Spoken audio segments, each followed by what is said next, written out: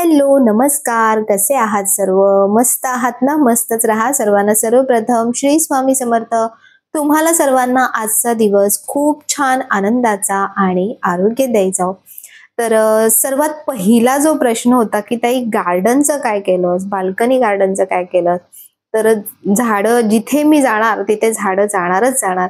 तर इथे सुद्धा ना खूप मोठी अशी छान बाल्कनी मला मिळालेली आहे. म्हणजे हॉलची जी बाल्कनी आहे ना ती मी आतमध्ये घेतली, जसं मी तुम्हाला दाखवलं मंदिराच्या बाजूलाच ही बाल्कनी आहे आणि मोठा स्पेस मिळालाय तिथे. तर तिथे सगळी आपली जी अशी झाडं आहेत मनी प्लांट वगैरे, कारण ही थोडीशी म्हणजे आतली बाजू येते तर त्याच्यामुळे ऊन थोडंसं कमी येतं आणि आता सध्या पावसाळा चालू आहे त्यामुळे ऊन अजिबातच म्हणजे येत नाहीये पहिल्यासारखं. पण एक आहे की खूप छान अशी हवा येते मस्त आणि खूप फ्रेश वाटतं. तर इथे अशी मी लिमिटेड सध्या अजून झाडं लावली आहेत, कारण आपल्याला बऱ्याच म्हणजे 3-4 तरी बाल्कनीज मला मिळालेल्या आहेत. तर सगळी झाडं इकडे तिकडे अशी डिवाइड झाली आहेत आणि ही ईशान्य दिशा येते त्यामुळे मी तुळस जी आहे ती सध्या इथे ठेवली आहे. तुळशी वृंदावन माझा घ्यायचा विचार आहे पण अजून काही नक्की झालेलं नाहीये. तर एका ताईने विचारलं होतं की ताई तुळशी वृंदावन कसं घ्यायचं, कुठे ठेवायचं? तर शक्यतो ना आपल्या पूर्व किंवा ईशान्य दिशेला किंवा उत्तर दिशेला तुम्ही तुळशी वृंदावन ठेवा. तर आज आहे आषाढी एकादशी आणि त्यामुळे सगळे देव असे छान स्वच्छ उजळवणार आहे. तर त्याच्यासाठी देवपूजेची सगळी घाई तयारी माझी चालू आहे. आणि त्यासोबतच आज मी इथे पहिल्यांदा म्हणजे नवीन घरामध्ये पहिल्यांदा असं उंबरठ्याचं खूप सुंदर प्रॉपर असं लेपण आणि उंबरठा पूजन करणार आहे. म्हणजे आपला जेव्हा गृहप्रवेश झाला तेव्हा लेपन केलं होतं पण ते अगदी साधं केलं होतं, वरचेवर केलं होतं. पण आज संपूर्ण असं उंबरठ्याचं असं सुंदर असं पूजन मला करायचं होतं. आणि हा उंबरठा छान 5 इंचाचा मी बनवून घेतलाय, सागाचाच उंबरठा आहे. आणि तुम्हाला जागा असेल ना घरामध्ये मोठं म्हणजे मोठी जागा असेल तर तुम्ही नक्की असा मोठा उंबरठा बनवा, की तो खूप छान म्हणजे दिसायला सुद्धा खूप सुंदर दिसतो. आणि जो प्रभाव असतो आपल्या घरामध्ये, मी नेहमी तुम्हाला सांगते की घरामध्ये जी ही एनर्जी आपल्या घरात येत असते पॉझिटिव्ह निगेटिव्ह, ती आपल्या घराच्या प्रवेशद्वारामधूनच आतमध्ये येत असते. नमस्कार, तर कसे आहात सर्व? तर आज आहे आपली आषाढी एकादशी आणि आषाढी एकादशीची खूप छान पूजा होणार आहे.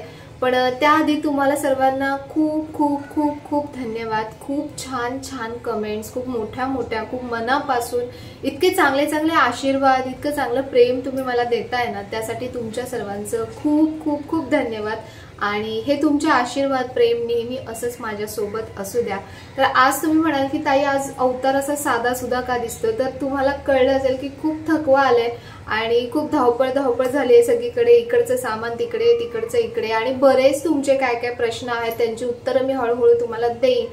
तर सध्या शिफ्टिंगचं अजूनही काम बरंच बाकी आहे, हळूहळू थोडं थोडं घेऊन येतोय आणि त्यामुळे खूप सारा थकवा सुद्धा आलाय आणि काही असं एक्स्ट्रा असं काही खरंच करण्याची काहीच इच्छाच राहिली नाहीये. पण म्हटलं आपल्या बाबतीत ठीक आहे पण देवांच्या बाबतीत ती गोष्ट नाही झाली पाहिजे, म्हणून पूजा आपली जशी होते नेहमी सागर संगीत तशीच पूजा होणार आहे.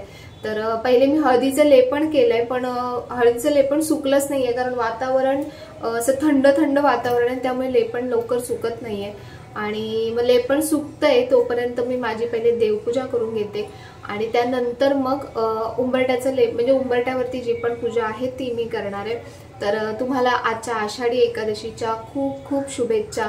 आणि निष्ठाचा जो जन्म आहे ना तो द्वादशीचा आहे, म्हणजे आषाढी एकादशीच्या दुसऱ्या दिवशीचा. तर तिथीप्रमाणे तिचा उद्या वाढदिवस असेल आणि तिची तारीख जी आहे ती 22 जुलै आहे. तेव्हा एकादशी 21 जुलैला आली होती 2010 मध्ये आणि 22 जुलैला तिचा जन्म आहे. तर असं म्हणजे एकादशी माझ्याशी खूप कनेक्टेड आहे, खूप आठवणी आहेत त्या बाबतीतल्या. तर चला पहिले आपण मस्त देवपूजा करून घेऊ, त्यानंतर तुमच्याशी बडबड करते. चला. तर पूजेसाठी लागणारी सगळी जी भांडी छोटी मोठी होती आपली आणि देव आपले सर्व छान असे उजळलेले आहेत. देव कसे उजळवायचे, चांदीचे, पितळेचे, तर त्याचे सविस्तर आधीचे व्हिडिओ आपल्या चॅनलवरती आहेत. तर इथे बघा मला ना प्रत्येक गोष्टीसाठी एक व्यवस्थित असा छान स्पेस, कप्पा, जागा अशी मिळाले आणि त्याच्यासाठीच मी घराचा विचार केला. खूप बऱ्याच जणांनी म्हणजे 1-2 अशा पण कमेंट्स होत्या की मग ते घर इतकं चांगलं होतं तर मग हे घर घ्यायची काय गरज होती? बघा शेवटी हा प्रत्येकाचा पर्सनल चॉईस असतो की त्याने कसं राहिलं पाहिजे. आणि आपण काही कोणाचं दुसऱ्यांकडून काही घेऊन किंवा काय असं करून काही कुठली गोष्ट करत नाहीये. आपण आपल्या मेहनतीच्या पैशांवरती आपल्याला जसं मॅनेज होईल तसं करून आपण सगळ्या गोष्टी करण्याचा प्रयत्न करतोय. आणि प्रगती करणं हे कधीही चांगलं, पण मला म्हणायचंय की कोणा दुसऱ्यासाठी नाही, तुम्हाला किती गरज आहे त्या गोष्टीची. मला जागेची तिथे खरंच खूप कमी होत होती, कारण पूजा मांडण्यासाठी सुद्धा जागा कमी पडत होती, सामान ठेवण्यासाठी.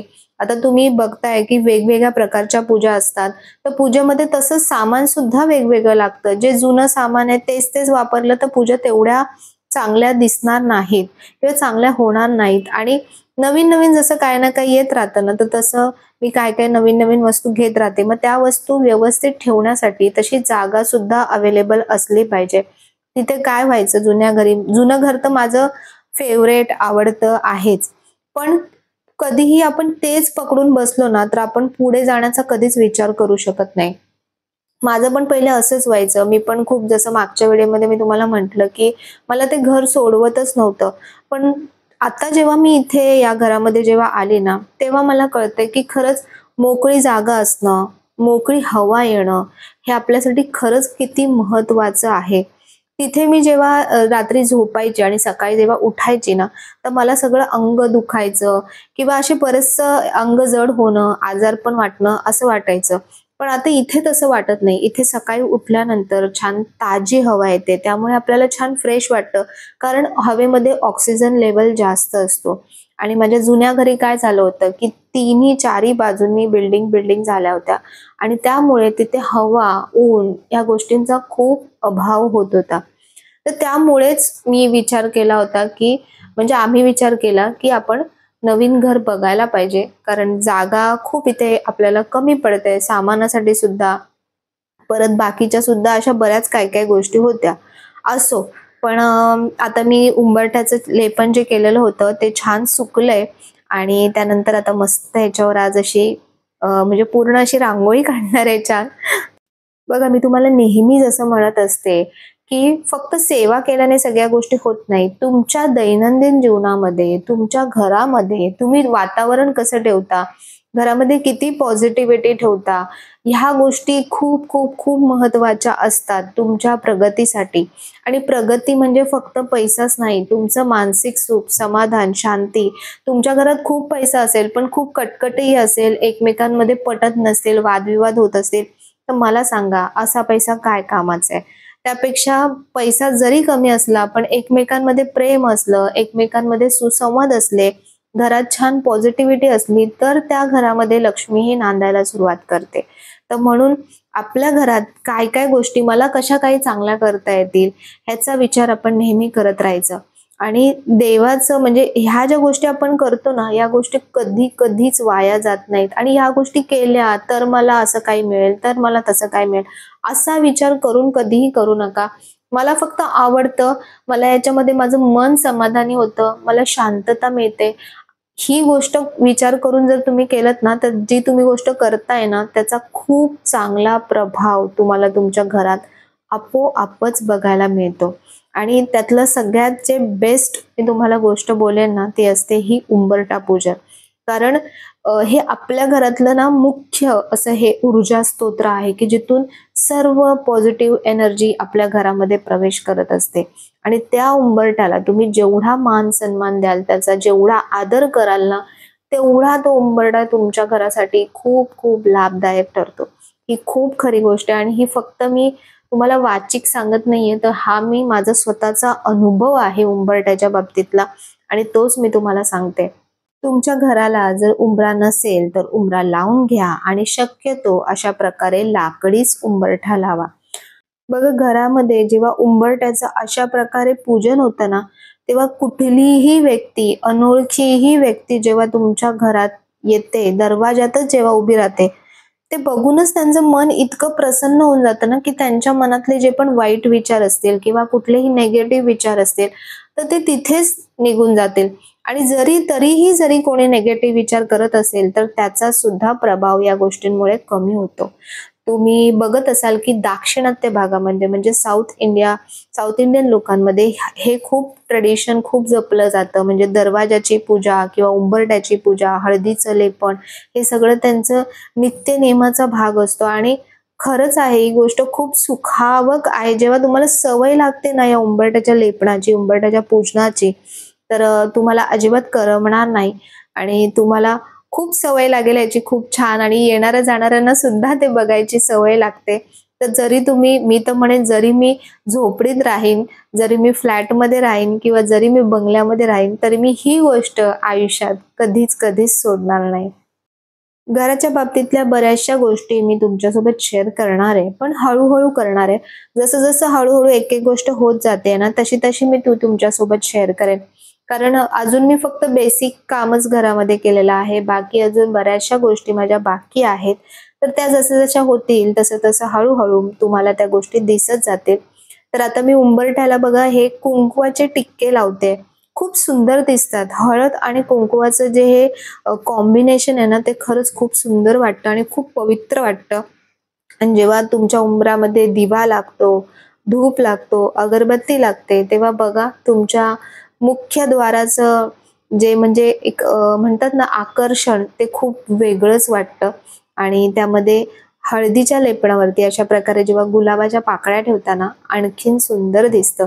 तर असा जो उंबरठा असेल तर कोणाला आपल्या घरामध्ये म्हणजे कुठल्याही चांगल्या शक्तीला किंवा चांगल्या चैतन्य शक्तीला आपल्या घरामध्ये येण्यापासून, म्हणजे त्यांनाच स्वतःला येण्यापासून ते रोखू शकणार नाहीत.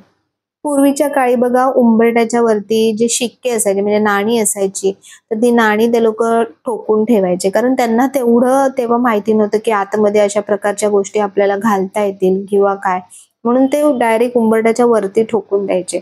पण आता उंबरठ्यामध्ये आपण खूप साऱ्या वास्तुशास्त्रानुसार खूप साऱ्या गोष्टी करू शकतो की ज्यामुळे बऱ्याचशा चांगल्या गोष्टींचा प्रभाव तुम्हाला तुमच्या आयुष्यामध्ये बघायला मिळतो.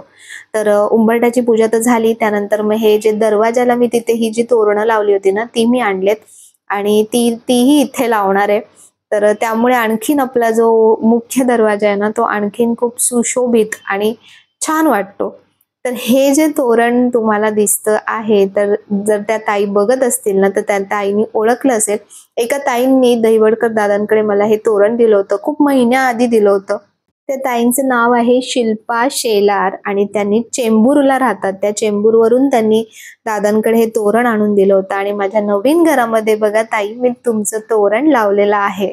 तर खूप खूप धन्यवाद त्या तोरणासाठी आणि त्या प्रेमासाठी सुद्धा.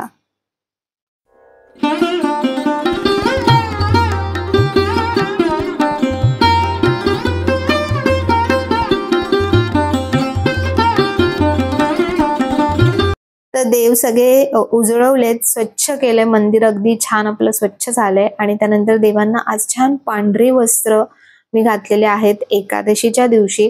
आणि बऱ्याच ताईंनी विचारलं की वस्त्र कुठून घेतलेत, तर पुढे मी व्हिडिओच्या पुढे तुम्हाला सांगणार आहे. त्याचा पण व्हिडिओ आहे आधीचा आपला, पण तरीही डिटेलमध्ये माहिती त्याची मी तुम्हाला देणार आहे. त्यानंतर जो मंगल कलश होता ना, तो मी बाहेर ठेवला होता, कारण इथे बऱ्यापैकी जागा बाजूला होती छान, तर म्हणून मी बाहेर ठेवला होता. पण बऱ्याच ताईंनी सांगितलं की ताई मंगल कलश मंदिरामध्येच ठेव, देवघरामध्येच ठेव, तो छान उठून दिसतो, म्हणजे भरगच्च वाटतं छान देवघर. तर चला, तुमच्या म्हणण्याप्रमाणे म्हणून मी ते पुन्हा जो कळश आहे ना, तर तो देवघरामध्ये ठेवला.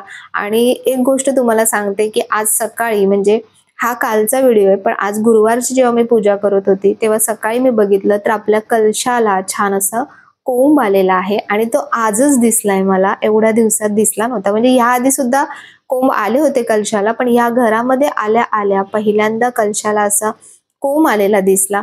आणि अशी आजची पूजा खूप छान सागर संगीत आणि असे मनाला प्रसन्न करून देणारी अशी झाली होती.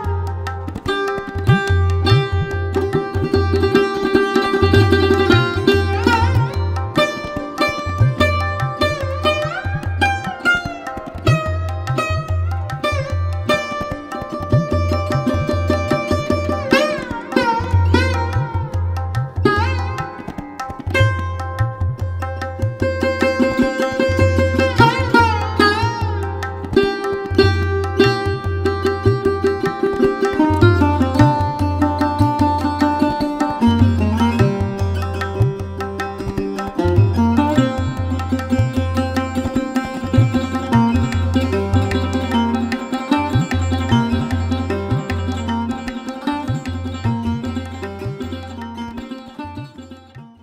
अशी आजची आषाढी एकादशीची पूजा खूप छान झाली आणि जो मी शॉर्ट व्हिडिओ टाकला होता, म्हटलं सगळ्यांना आतुरता असते की कशी पूजा केली असेल, काय पूजा केली असेल. तर दरवेळेला मी वेगळी पूजा मांडते थोडीशी. तर आज मी वेगळं नाही मांडलं, मंदिरामध्येच एकत्र मांडलं. कारण असं वाटलं मला आतून की मंदिरामध्येच आपण आज पूजा मांडावी, छान एकत्र सगळे देव खूप छान दिसतात. तर म्हणून तशी ही पूजा मांडलेली. वस्त्रांच्या बाबतीत बऱ्याच ताईंनी विचारलं की ताई तू वस्त्र कुठून घेतले देवांचे. तर पहिले ज्या जुने बघा व्हिडिओ आहेत आपले मागचे, देवांचे वस्त्र कुठून शिवलेत वगैरे, तर त्या ताईंकडून मी हे वस्त्र शिवून घेतले होते. तर हळूहळू जमा करत असे खूप सारे वस्त्र देवांचे जमा झाले. तर आता अजून नवीन काही वस्त्र छान शिवायचेत मला देवांसाठी. आणि तुमची खूप रिक्वेस्ट आहे की ताई होम टूर दे. पण खरं सांगू की खूप सारी कामं घराची अजून बाकी आहेत आणि बऱ्याचशा गोष्टी अजून बाकी आहेत. तर त्या पूर्ण झाल्या ना मगच मी होम टूर देणार आहे. असं तर तुम्हाला व्हिडिओमध्ये थोडं इथून तिथून असं सगळं घर तर दिसतच राहणार आहे. तर ती कामं कंप्लीट झाली ना, कारण त्याच्याशिवाय ते पूर्ण कंप्लीट नाही वाटत आहे. तर म्हणून थोडी अजून बरीच कामं बाकी आहेत. तर ती कामं झाल्यानंतर मी प्रॉपर अशी छान होम टूर देणार आहे. खूप घाई नाही करणार आहे होम टूरसाठी. तर आणि तुमच्या कमेंट्सला मला रिप्लाय करायला सुद्धा वेळ मिळत नाही आहे. तर खूप साऱ्या कमेंट गेले 2-3 दिवसापासून खूप साऱ्या कमेंट येत आहेत तुमच्या. त्यासाठी खूप धन्यवाद तुमच्या सर्वांचे. खूप धन्यवाद. म्हणजे मी म्हणेन धन्यवाद तितके कमीच आहेत. आणि काही बऱ्याचशा गोष्टी होत्या ज्या मी वाचल्या होत्या कमेंट्समध्ये. मी असं नाही आहे की तुमच्या कमेंट्स वाचत नाही, मी तुमच्या प्रत्येक कमेंट्स वाचते. पण तुम्ही बघत असाल की पूजा वगैरे बरंच काय आता घर नवीन थोडंसं सेटअप करण्यामध्ये किंवा काय बऱ्याचशा गोष्टी असतात तर त्याच्यामुळे खरंच वेळ मिळत नाही आहे. तर त्याच्यामुळे कमेंट्सला जसं जमेल तसं रिप्लाय करेन. पण जसं जमेल तसं व्हिडिओमधून सुद्धा रिप्लाय करत जाईन. ज्या कमेंट्स मला वाटतात की म्हणजे उत्तरं त्याची दिली गेली पाहिजे तर त्यांच्या कमेंट्सचे उत्तरं नक्की देईल. अजूनही मी 2-3 अशा काही कमेंट्स वाचल्या होत्या, त्यांची सुद्धा उत्तरं मला द्यायची आहेत. तर ती मी पुढच्या व्हिडिओमध्ये देणार. तर आजचा आपला आषाढी एकादशीच्या पूजेचा व्हिडिओ. आणि आज पहिल्यांदा प्रॉपर इथे उंबरठ्यावरती असं सुंदर असं लेपण रांगोळी वगैरे मी केली आहे. म्हणजे मागच्या वेळी केलं होतं पण ते असं हलकं फुलकं होतं, असं प्रॉपर असं नव्हतं झालं जसं मला हवं होतं. तर आज खूप सुंदर अशी रांगोळी आणि छान झाले उंबरठ्याचं लेपण वगैरे.